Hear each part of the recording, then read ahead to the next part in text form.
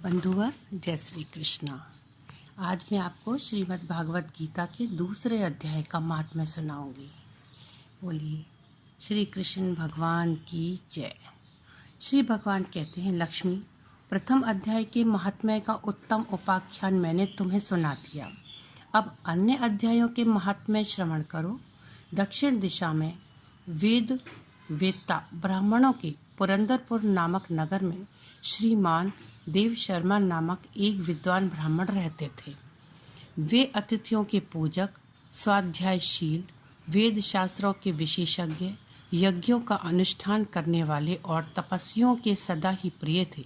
उन्होंने उत्तम द्रव्यों के द्वारा अग्नि में हवन करके दीर्घ काल तक देवताओं को तृप्त किया, किंतु उन धर्मात्मा ब्राह्मण को कभी सदा रहने वाली शांति न मिली। वे परम कल्याण में तत्व का ज्ञान प्राप्त करने की इच्छा से प्रतिदिन प्रचुर सामग्रियों के द्वारा सत्य संकल्प वाले तपस्वियों की सेवा करने लगे। इस प्रकार शुभ आचरण करते हुए उन्हें बहुत समय बीत गया। तदंतर एक दिन पृथ्वी पर उनके समक्ष एक त्यागी महात्मा प्रकट हुए। वे पूर्ण अनुभवी, अहंकार रहित, नासिका के अग्रभाग पर दृष्टि रखने वाले तथा शांत चित्त थे। निरंतर परमात्मा के चिंतन में संलग्न हो वे सदा आनंद विभोर रहते थे। देव शर्मा ने उन नित्य संतुष्ट तपस्वी को शुद्ध भाव से प्रणाम किया और पूछा, महात्मन, मुझे शांतिमयी स्थिति कैसे प्राप्त होगी? तब उन आत्मज्ञानी संत ने देव शर्मा को सौपुर ग्राम के निवासी मित्रवान का, जो बकरियों का चरवाहा था, परिचय दिया और कहा, वही तुम्हें उपदेश देगा। यह सुनकर देव शर्मा ने महात्मा के चरणों की वंदना की और समृद्धशाली सौपुर ग्राम में पहुंचकर उसके उत्तर भाग में एक विशाल वन देखा। उसी वन में नदी के किनारे एक शिला पर मित्रवान बैठा था। उसके नेत्र आनंदातिरेक से निश्चल हो रहे थे। वह अपलक दृष्टि से देख रहा था। वह स्थान आपस का स्वाभाविक वैर छोड़कर एकत्रित हुए परस्पर विरोधी जंतुओं से घिरा था। वहां उद्यान में मंद मंद वायु चल रही थी। मृगों के झुंड शांत भाव से बैठे थे और मित्रवान दया से भरी हुई आनंदमयी मनोहारिणी दृष्टि से पृथ्वी पर मानो अमृत छिड़क रहा था। इस रूप में उसे देखकर देव शर्मा का मन प्रसन्न हो गया। वे उत्सुक होकर बड़ी विनय के साथ मित्रवान के पास गए। मित्रवान ने भी अपने मस्तक को किंचित नवाकर देव शर्मा का सत्कार किया। तदंतर विद्वान देव शर्मा अनन्य चित्त से मित्रवान के समीप गए और जब उसके ध्यान का समय समाप्त हो गया, उस समय उन्होंने अपने मन की बात पूछी। महाभाग, मैं आत्मा का ज्ञान प्राप्त करना चाहता हूँ। मेरे इस मनोरथ की पूर्ति के लिए मुझे किसी ऐसे उपाय का उपदेश कीजिए जिसके द्वारा सिद्धि प्राप्त हो चुकी हो। देव शर्मा की बात सुनकर मित्रवान ने एक क्षण तक कुछ विचार किया। उसके बाद इस प्रकार कहा, विद्वान, एक समय की बात है, मैं वन के भीतर बकरियों की रक्षा कर रहा था। इतने में ही एक भयंकर व्याघ्र पर मेरी दृष्टि पड़ी, जो मानो सबको ग्रस लेना चाहता था। मैं मृत्यु से डरता था, इसलिए व्याघ्र को आते देख बकरियों के झुंड को आगे करके वहां से भाग चला, किंतु एक बकरी तुरंत ही सारा भय छोड़कर नदी के किनारे उस बाघ के पास बेरोक टोक चली गई। फिर तो व्याघ्र भी द्वेष छोड़कर चुपचाप खड़ा हो गया। उसे इस अवस्था में देखकर बकरी बोली, व्याघ्र, तुम्हें तो अभिष्ट भोजन प्राप्त हुआ है। मेरे शरीर से मांस निकालकर प्रेम पूर्वक खाओ ना। तुम इतनी देर से खड़े क्यों हो? तुम्हारे मन में मुझे खाने का विचार क्यों नहीं हो रहा है? व्याघ्र बोला, बकरी, इस स्थान पर आते ही मेरे मन से द्वेष का भाव निकल गया। भूख प्यास भी मिट गई, इसलिए पास आने पर भी अब मैं तुझे खाना नहीं चाहता। व्याघ्र के यों कहने पर बकरी बोली, न जाने मैं कैसे निर्भय हो गई हूँ। इसमें क्या कारण हो सकता है? यदि तुम जानते हो तो बताओ।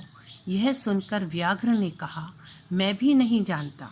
चलो सामने खड़े हुए इन महापुरुष से पूछें। ऐसा निश्चय करके वे दोनों वहाँ से चल दिए। उन दोनों के स्वभाव में यह विचित्र परिवर्तन देखकर मैं बहुत विस्मय में पड़ा था। इतने में ही उन्होंने मुझसे ही आकर प्रश्न किया। वहाँ वृक्ष की शाखा पर एक वनराज था। उन दोनों के साथ मैंने भी वनराज से पूछा। विप्रवर, मेरे पूछने पर वनराज ने आदरपूर्वक कहा, आजा पाल, सुनो, इस विषय में मैं तुम्हें प्राचीन वृत्तांत सुनाता हूँ।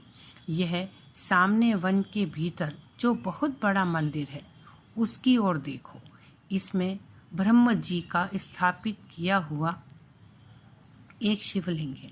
पूर्व काल में यहाँ सुकर्मा नामक एक बुद्धिमान महात्मा रहते थे, जो तपस्या में संलग्न होकर इस मंदिर में उपासना करते थे। वे वन में से फूलों का संग्रह कर लाते और नदी के जल से पूजनीय भगवान शंकर को स्नान कराकर उन्हीं से उनकी पूजा किया करते थे। इस प्रकार आराधना का कार्य करते हुए सुकर्मा यहाँ निवास करते थे। बहुत समय के बाद उनके समीप किसी अतिथि का आगमन हुआ। सुकर्मा ने भोजन के लिए फल लाकर अतिथि को अर्पण किया और कहा, विद्वान, मैं केवल तत्व ज्ञान की इच्छा से भगवान शंकर की आराधना करता हूँ। आज इस आराधना का फल परिपक्व होकर मुझे मिल गया, क्योंकि इस समय आप जैसे महापुरुष ने मुझ पर अनुग्रह किया है। सुकर्मा के ये मधुर वचन सुनकर तपस्या के धनी महात्मा अतिथि को बड़ी प्रसन्नता हुई। उन्होंने एक शिलाखंड पर गीता का दूसरा अध्याय लिख दिया और ब्राह्मण को उसके पाठ एवं अभ्यास के लिए आज्ञा देते हुए कहा, ब्राह्मण, इससे तुम्हारा आत्मज्ञान संबंधी मनोरथ अपने आप सफल हो जाएगा। यों कहकर वे बुद्धिमान तपस्वी सुकर्मा के सामने ही उनके देखते देखते अंतर्ध्यान हो गए। सुकर्मा विस्मित होकर उनके आदेश के अनुसार निरंतर गीता के द्वितीय अध्याय का अभ्यास करने लगा। तदंतर दीर्घ काल के पश्चात अंतःकरण शुद्ध होकर उन्हें आत्मज्ञान की प्राप्ति हुई। फिर वे जहाँ जहाँ गए वहाँ का तपोवन शांत हो गया। उनमें शीत, उष्ण और राग, द्वेष आदि की बाधाएं दूर हो गईं। इतना ही नहीं, उन स्थानों में भूख प्यास का कष्ट भी जाता रहा तथा भय का सर्वथा अभाव हो गया। यह सब द्वितीय अध्याय का जप करने वाले सुकर्मा ब्राह्मण की तपस्या का ही प्रभाव समझो। मित्रवान कहता है, वनराज के यों कहने पर मैं प्रसन्नतापूर्वक बकरी और बाघ के साथ उस मंदिर की ओर गया। वहां जाकर शिलाखंड पर लिखे हुए गीता के द्वितीय अध्याय को मैंने देखा और पढ़ा। उसी की आवृत्ति करने से मैंने तपस्या का पार पा लिया है। अतः भद्र पुरुष, तुम भी सदा द्वितीय अध्याय की आवृत्ति किया करो।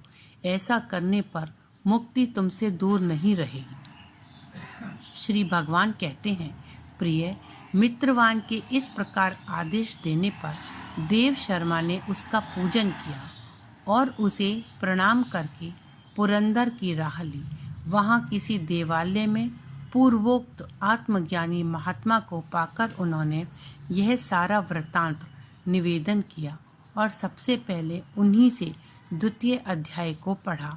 उनसे उपदेश पाकर शुद्ध अंतःकरण वाले सुकर्मा प्रतिदिन बड़ी श्रद्धा के साथ द्वितीय अध्याय का पाठ करने लगे। तब से उन्होंने अनवद्य परम पद को प्राप्त कर लिया। लक्ष्मी, यह द्वितीय अध्याय का उपाख्यान कहा गया है। बोलो श्री कृष्ण भगवान की जय। जय श्री कृष्ण।